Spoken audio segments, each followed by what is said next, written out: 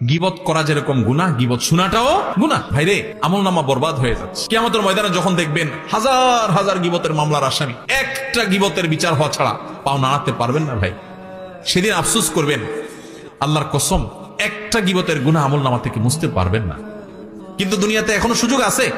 আসুন আমরা প্রতিজ্ঞা করি, গীবতের ভয়াবহতা জানার পর চেষ্টা করি দূরে থাকার, কিন্তু কিছুদিন পর আবার গীবত হয়ে যায়। এখন গীবতের তওবা কিভাবে করব? এর থেকে দূরে থাকার উপায় কি? আপনারা গীবত কাকে বলে চিনেন তো?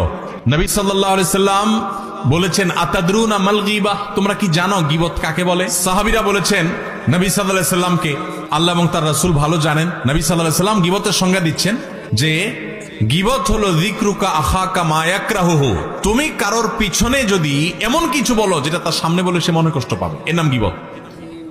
এখন একটা মানুষের সামনে বললে সে মনে কষ্ট পাবে, এটা তার পেছনে বলতেছেন, লোকটা এখানে নাই, তার অগোচরে আরেকজনের কাছে বলতেছেন, এটার নামই কি? গীবত। এখন যদি সেই দোষটা তার মধ্যে থাকে তাহলে কি গীবত হবে? কি বলেন?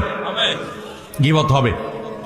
আমাদের দেশে যারা গীবত করে সবাই কম বেশি গীবত অনেক সময় হয়ে যায় আমাদের দ্বারা, আল্লাহ আমাদের মাফ করুক। গীবত করার ক্ষেত্রে কিছু লোক আছে যারা গীবত করে, গীবত করার সময় শয়তান তাদেরকে একটা মাসআলা সাপ্লাই করে। কি সাপ্লাই করে? একটা মাসালা। কোন মুফতি সাহেব দেয় না, কে দেয়? শয়তানে। মাসালাটা কি জানেন? মাসালাটা হলো, আপনি যদি বলেন ভাই কারোর পিছনে সমালোচনা করা ঠিক না ভাই, ভাই গীবত করা খুব ভয়াবহ গুনাহ ভাই, কোরআনে আল্লাহ তাআলা এটাকে মৃত ভাইয়ের গোশত খাইলে যেরকম অপরাধ, নোংরামি, এটাকে সেরকম বলেছেন, এবং গীবত পরিষ্কার হারাম, আল্লাহ তাআলা নিষেধ করেছেন। আপনি আরেকজনের গীবত করেন না, এটা বললে তখন ওই লোকরে শয়তান ওহী করে, শয়তান তার মাথায় দেয় বুদ্ধি, সে তখন জবাব দেয়, দেখেন ভাই আমি যেটা বলতেছি সত্য বলতেছি।